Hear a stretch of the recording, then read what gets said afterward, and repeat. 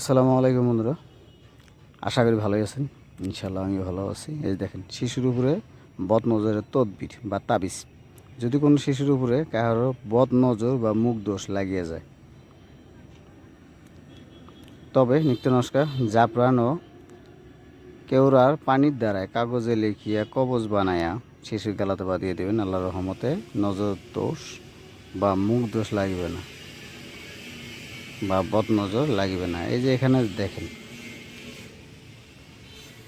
শিশু বাচ্চার গালাতে যে দিবেন, এখানে কাগজ বলছে, এখানে ভোজ পাতাতে লিখবেন। আর কেওড়ার যেটা লেখছে জাফরান, জাফরান ঠিকই আছে, এটা বাংলাতে লেখছে তো, জাফরান মেশকো গোলাপ জল, এই তিনটার দ্বারা লিখবেন আপনারা। আর কাগজও লিখছেন, এই জায়গায় ভোজ পাতাতে লিখবেন। আর আমি একটা গাছ শিখিয়ে দেবো, ওই গাছটা হলো হুলটার গাছ।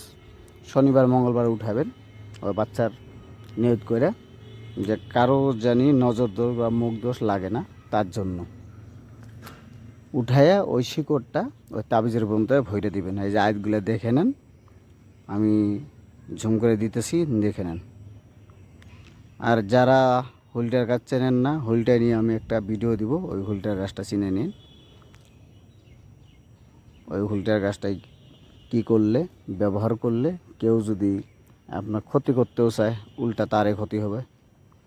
ওইটি দিয়ে বান কাটা যায়, কাটাছাড়া করা যায়, বহুত কিছু কাজে লাগে। ওইটা অনেক উপকারী গাছ। ভালো ভালো ভিডিও পেতে আমার পেজটা ফলো দিয়ে রাখবেন। ইনশাল্লাহ আমি আরও ভালো ভালো ভিডিও দেওয়ার জন্য চেষ্টা করব। এই যে দেখেন, নজর বা মুখ দোষ,